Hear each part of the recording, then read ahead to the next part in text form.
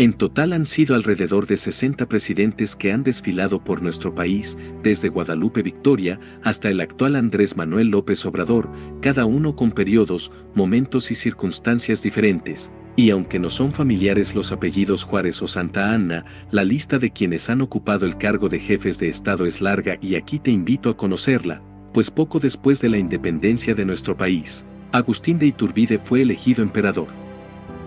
Sin embargo, esta forma de gobierno no duró mucho, pues desde 1812 se habían celebrado las primeras elecciones por voto, y aunque los habitantes solo podían elegir a los electores parroquiales, ese hecho marcó la transición al sistema democrático, por lo que este sistema sería reemplazado por el democrático, y es así como en 1824, Guadalupe Victoria llegó al poder. De ahí en adelante marcaría para nuestro país un cambio el cual seguiremos viendo hasta nuestros días. Es por ello que hoy repasaremos los presidentes de 1940 hasta la época moderna y los 10 acontecimientos más importantes y relevantes de su periodo presidencial. Nos remontamos a 1940, al final del sexenio de Lázaro Cárdenas, quien destacó por la reforma agraria y la creación de los ejidos en el sector agropecuario mexicano, y por la nacionalización de la industria petrolera, presidente que terminaría su cargo, abriéndole paso a Manuel Ávila Camacho, quien nació un 24 de abril de 1896, quien antes de llegar a su cargo de presidente, fue un militar reconocido, participando en la toma de la ciudad de Puebla y de la capital del país a principios del año de 1915, lo que le valió el ascenso a teniente. Poco tiempo después, fue nombrado secretario de la Comisión Local Agraria de la Sierra Norte de Puebla. Así empezaría su escalar en la política, llegando a ser comandante, subsecretario encargado del despacho, y secretario de Guerra y Marina. Durante su gestión ascendió a general de división en 1939, pero meses después renunció a su cargo con el fin de participar como candidato a la presidencia de la República, logrando la candidatura y ganando el puesto de jefe máximo, tomando posesión el 1 de diciembre de 1940. Sería que de inmediato se verían los cambios más importantes y significativos, sobre todo en el ámbito militar, pues de inmediato sería que cambiaría el nombre de la Secretaría de Guerra y Marina, por Secretaría de la Defensa Nacional, donde de la misma forma estableció el servicio militar obligatorio, dotó al ejército de armamento moderno, mejoró los sueldos del personal militar, construyó cuarteles y hospitales militares. Otro de los acontecimientos más importantes del país y su sexenio sería la creación del Instituto Mexicano del Seguro Social, así como la fundación del Hospital Infantil de México, pues en los primeros años del siglo XX no existía en México un hospital que tuviera la capacidad de atender los problemas de salud de la niñez mexicana, lo que hacía necesaria la construcción de una institución moderna para atenderlos. Gracias al buen manejo de la economía adoptada por el presidente Ávila Camacho, México tuvo una gran mejora, además del desarrollo de la industria textil y alimentos.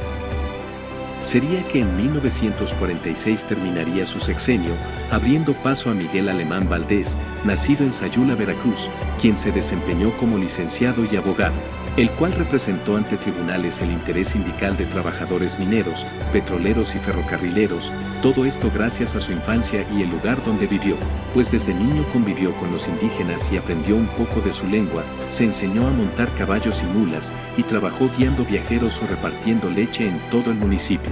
Sería que cuando llegó a la presidencia en 1946, seguiría con el modelo de negocios utilizado por su antecesor, manteniendo el balance de la economía mexicana, buscando combatir la inflación mediante el incremento de la producción agrícola e industrial, logrando el aumento de las vías férreas y carreteras en todo el país, apoyando de la misma forma al sector agrario. También apoyó la industrialización y la inversión privada. Uno de los mayores acontecimientos de su sexenio sería que se otorgó el voto a la mujer a nivel municipal. También durante su administración se creó el Instituto Nacional Indigenista, el Instituto Nacional de la Juventud y el de Bellas Artes, así como la Dirección General de Turismo de la Secretaría de Gobernación. También fueron creadas diversas obras de infraestructura con las que México ingresó a la modernización industrial, se construyó la Ciudad Universitaria, el Auditorio Nacional y el Aeropuerto Internacional de la Ciudad de México. Durante su mandato se erradicó la viruela y se inició la campaña de vacunación contra la fiebre aftosa. Igualmente fue fortalecida la Comisión Federal de Electricidad y los sistemas de riego del país. Terminando su sexenio dejaría el paso libre a las elecciones de 1952, donde Adolfo Ruiz Cortines, nacido el 30 de diciembre de 1889 en Veracruz, llegaría a la presidencia de la República, pues su experiencia en la contaduría y cargos anteriores lo llevarían a la presidencia, pues a los 22 años se instaló en la Ciudad de México, donde hizo amistad con el ingeniero Alfredo Robles Domínguez. Cuando el presidente Francisco I. Madero fue asesinado en febrero de 1913, ambos se unieron para luchar contra Victoriano Huerta. En agosto de 1914, Robles Domínguez fue nombrado gobernador del Distrito Federal por el Ejército Constitucionalista y Ruiz Cortines permaneció a su lado para ayudarle en labores administrativas, pero sería que en 1944 llegaría a ser gobernador de Veracruz, lo que marcó el inicio de la lucha por la presidencia de la República Mexicana, hasta que en 1952 lograría la candidatura y ganaría, tratando de implantar mejoras sociales y su política se inclinó por la austeridad. Llevó a cabo además una campaña de moralización para contrarrestar la corrupción del sexenio anterior. Una de sus primeras medidas fue una reforma a la Constitución para otorgar a la mujer derechos políticos. Así se concedió el voto femenino por primera vez en la historia del país, el acontecimiento más importante de su sexenio. Durante el sexenio de Ruiz Cortines aumentó el control sobre los trabajadores. Además, surgió un nuevo organismo obrero que agrupaba a varias centrales a favor del gobierno. Ruiz Cortines encontró el modo de quitar a quienes no estaban de acuerdo con su ideario. En este sexenio se devaluó el peso mexicano frente al dólar, esto disminuyó todavía más el poder adquisitivo de los trabajadores y hubo en el país una seria amenaza de huelga general, conjurada gracias a la oportuna intervención del secretario del Trabajo, Adolfo López Mateos. Durante 1958, el gobierno hubo de enfrentarse con varios movimientos sociales, el primero de ellos fue la invasión, en varios estados del norte de la República, de propiedades por parte de campesinos sin tierra. El gobierno expropió algunos de estos terrenos y procedió al reparto agrario, con lo que controló el problema. Todos estos movimientos fueron reprimidos con violencia por la fuerza militar y policial. Ya cerca del final de su sexenio por primera vez se eligió a un candidato oficial sin que surgiera gran desacuerdo en el grupo del poder. De este modo se lanzó la nominación de Adolfo López Mateos, que sucedería a Ruiz Cortines en la presidencia de México. Sería que entonces, que el nacido el 26 de mayo de 1910 en Estado de México, ocupó la presidencia durante el periodo de 1958 a 1964. Su trayectoria como abogado y participando en la campaña presidencial del licenciado José Vasconcelos, lograría generar una trayectoria convincente como para ser elegido mandatario del país.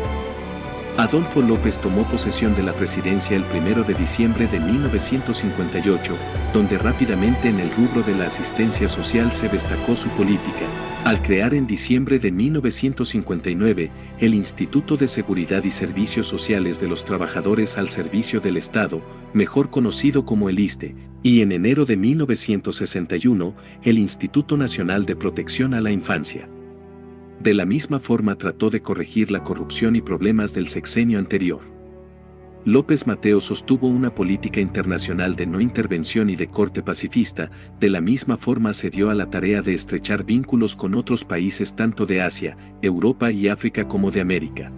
Una de las peores cosas que le atribuyen a Adolfo López Mateos es la de darle apoyo político así como también legitimar la dictadura castrista existente en Cuba hasta la actualidad. Pero pese a estas cosas es recordado como un buen presidente que además luchó por la paz y la educación pública, al igual que modernizar aeropuertos y redes telefónicas y telegráficas. En 1964, la aventura presidencial de López Mateos llegó a su término.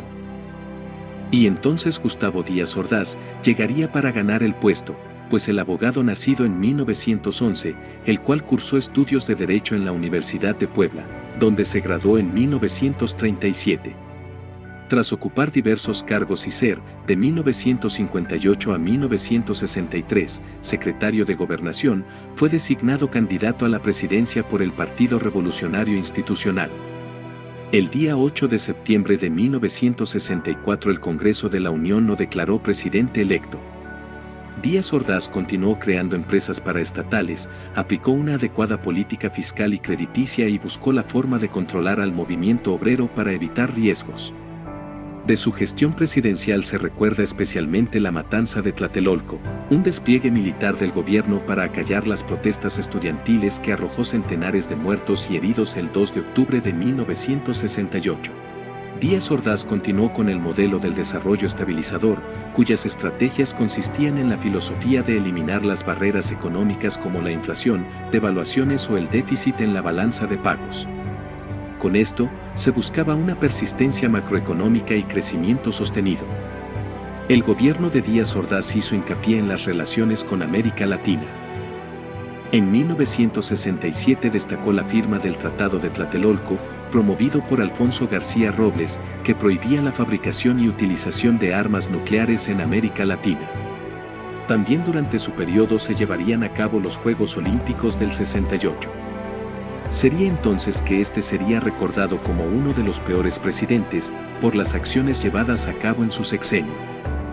Pues será recordado por una frase que se volvió histórica: hemos sido tolerantes hasta excesos, criticados, pero todo tiene un límite. Luego de la matanza, por lo que de una muy mala forma, dejaría el puesto presidencial, para abrirle paso a Luis Echeverría Álvarez, nacido el 17 de enero de 1922 en Cuernavaca, quien fue abogado y diplomático, estudiando Derecho en la Escuela Nacional de Jurisprudencia. Siendo el alumno que fundó la revista México y la Universidad, y en compañía de su amigo López Portillo, lograron obtener una beca que los llevó a estudiar en Santiago de Chile y a conocer Argentina. Sería que en 1946 inició su carrera como secretario particular del presidente. En diciembre de 1958, fue nombrado subsecretario en Gobernación por Adolfo López Mateos. En noviembre de 1963 accedió como secretario de Gobernación tras la renuncia de Gustavo Díaz Ordaz, hasta que finalmente renunció a este en 1969 cuando su partido lo designó candidato presidencial.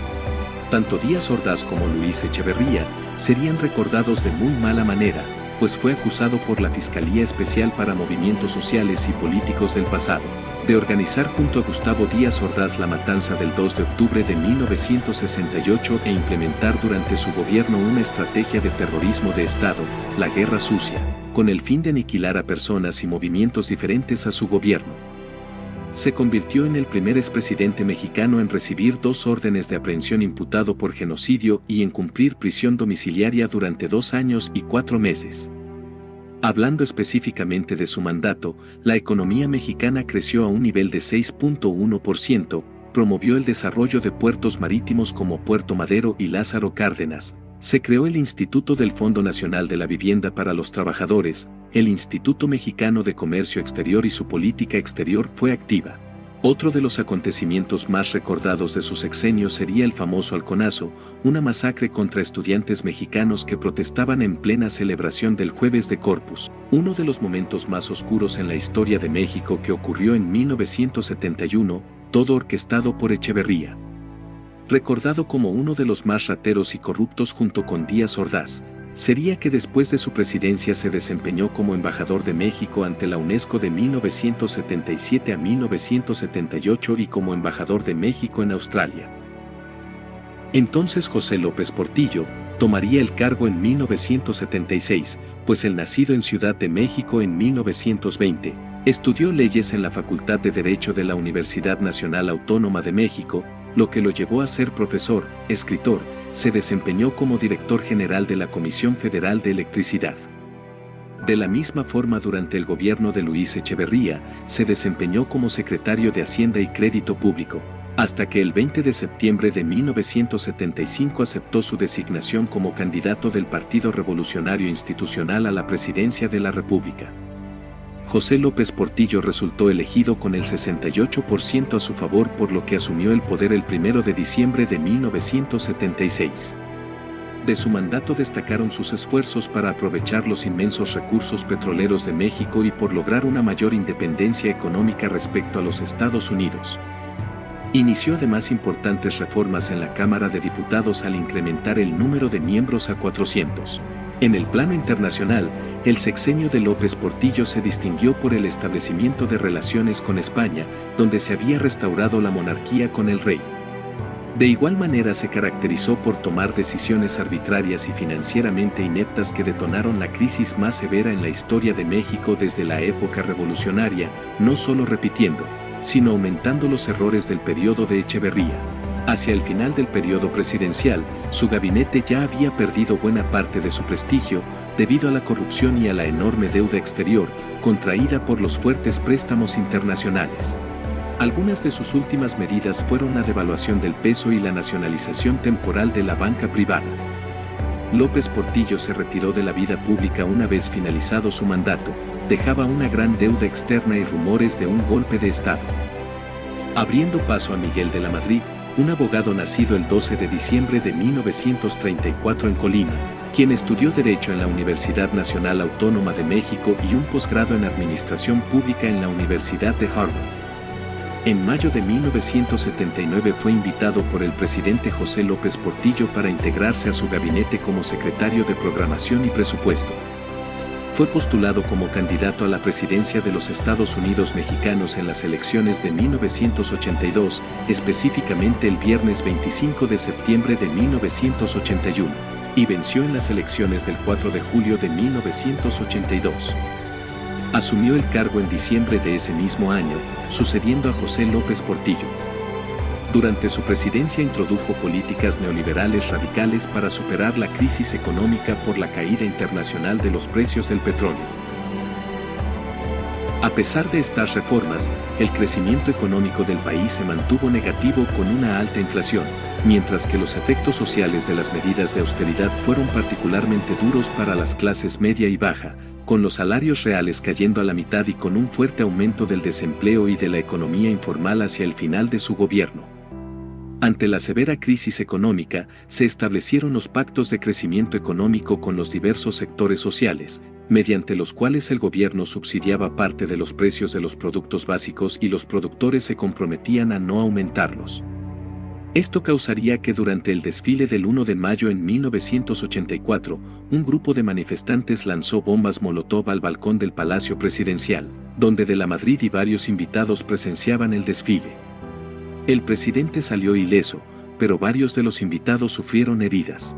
Su administración también fue criticada debido por las explosiones de San Juan Ixhuatepec de 1984, el mal manejo del terremoto de 1985 en la Ciudad de México y la polémica sucesión presidencial que le dio el triunfo a Carlos Salinas de Gortari, pues en 1988, su gobierno protagonizó el mayor escándalo electoral del país hasta entonces.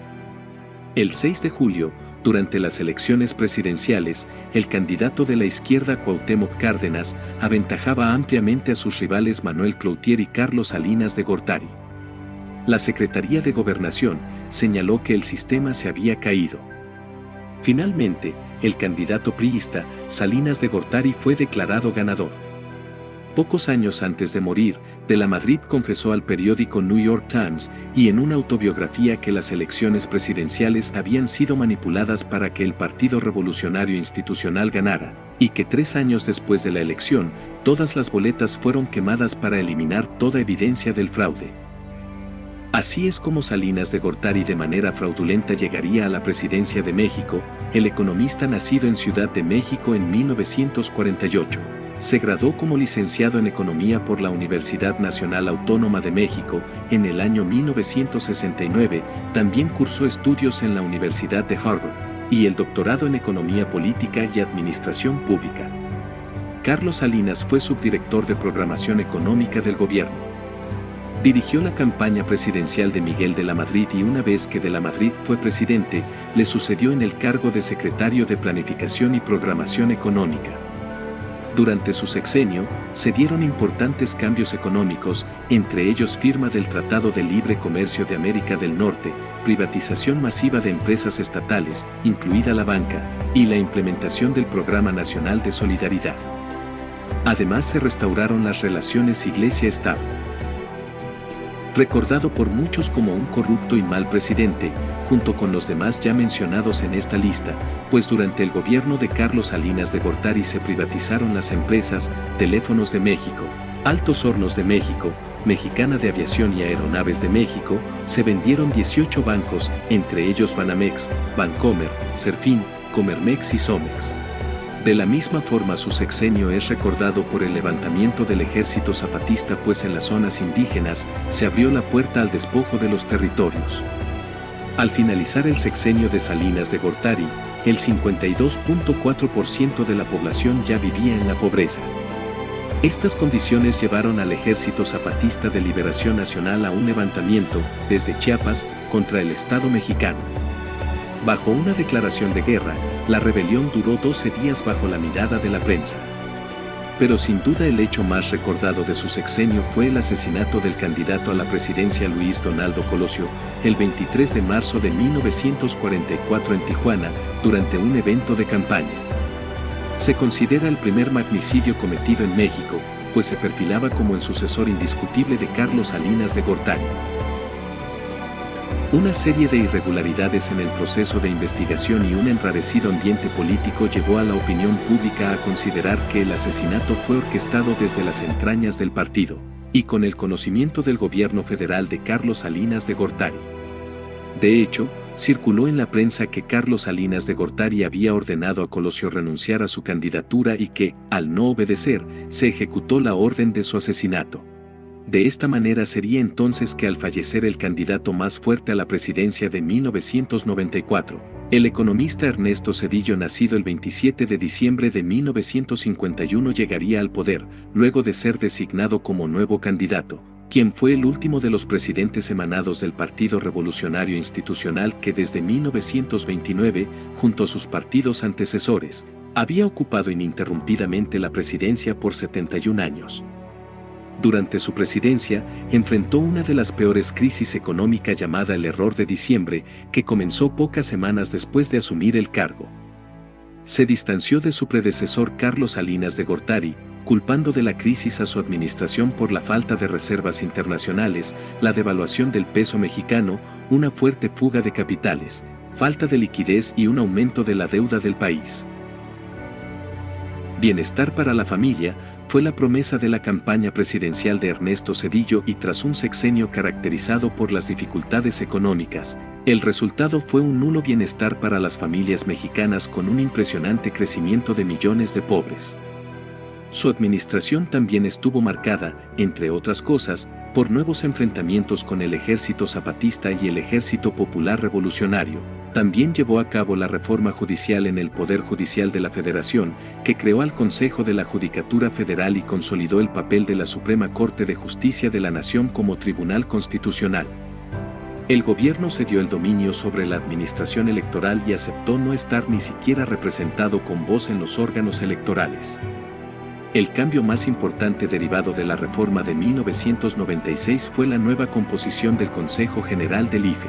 Rumbo al final del sexenio de Ernesto Zedillo nace la Comisión Nacional de los Derechos Humanos, por medio de una reforma constitucional, publicada en el Diario Oficial de la Federación el 13 de septiembre de 1999.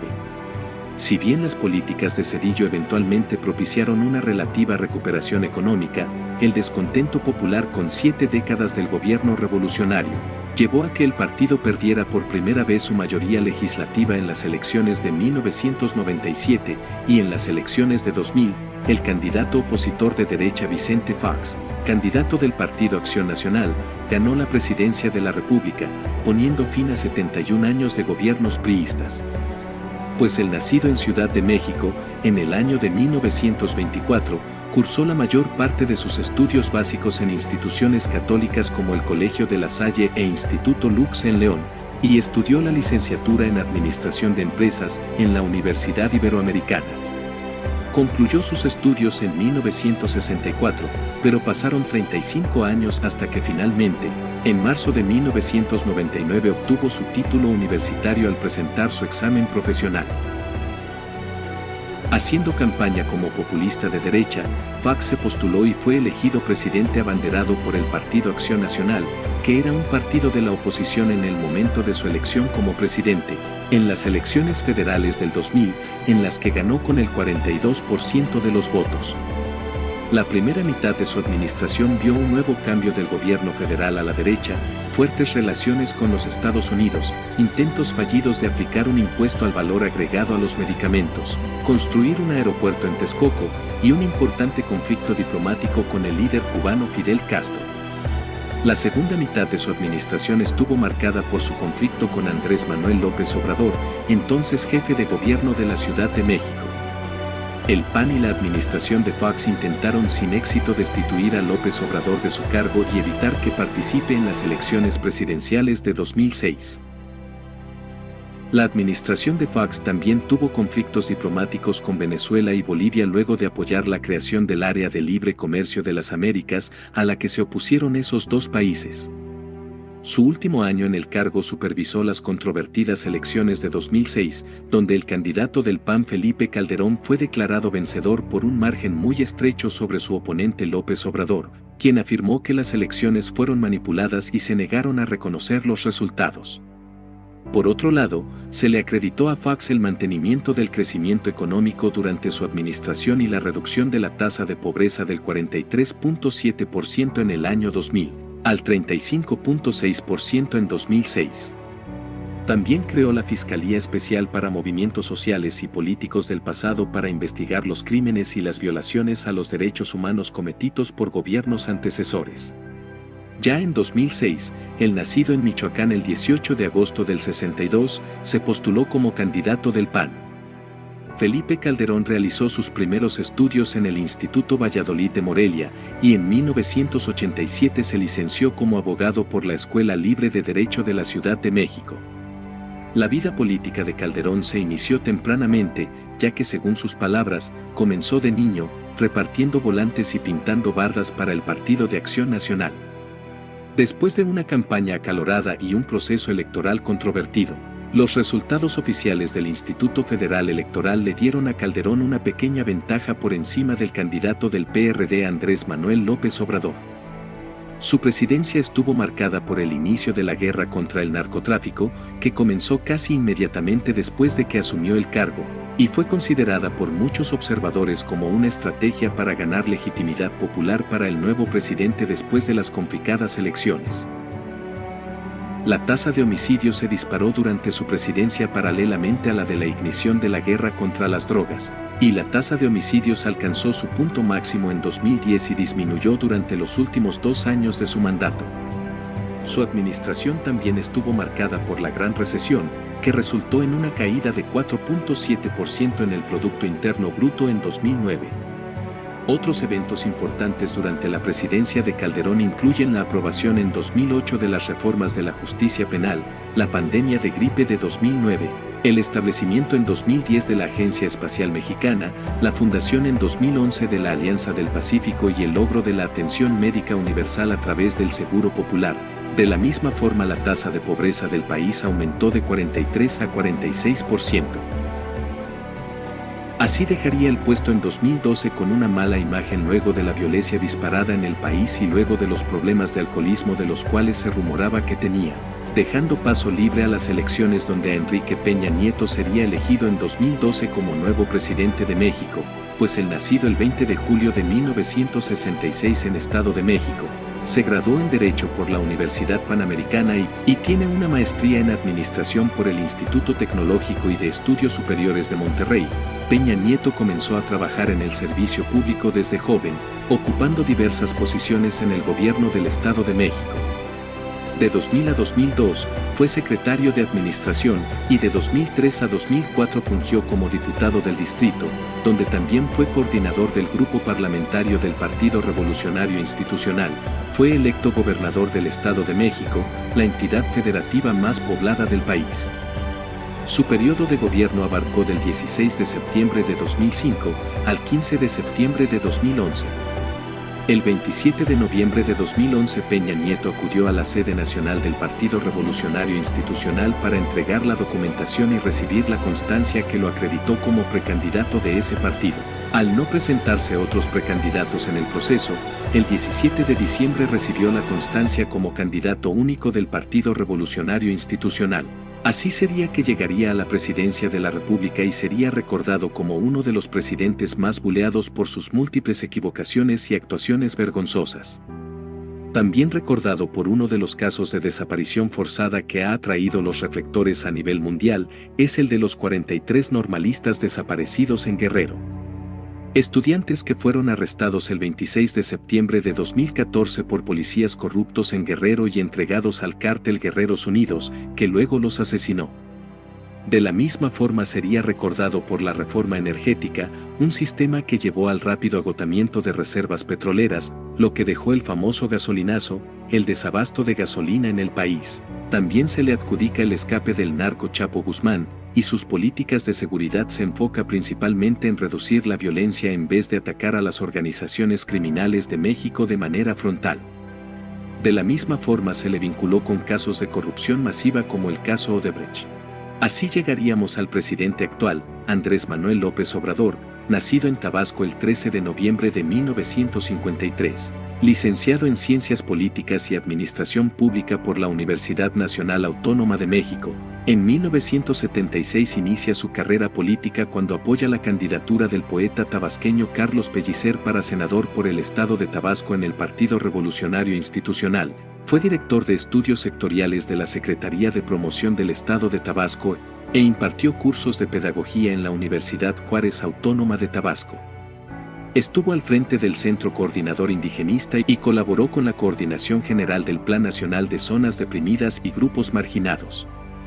En 1988 se unió a la Corriente Democrática, una facción del Partido Revolucionario Institucional que se opuso al tradicional método de selección de la candidatura presidencial.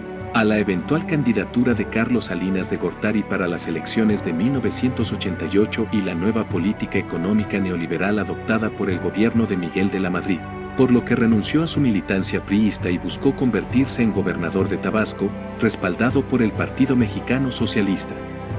De la misma forma fue jefe de gobierno de la Ciudad de México hasta que después de años de polémicas y buscar la candidatura por la presidencia de la República, sería que en 2019, la gente buscando un cambio estructural en el gobierno mexicano, votarían por AMLO, ayudando a llegar al poder al presidente con su famosa Cuarta Transformación.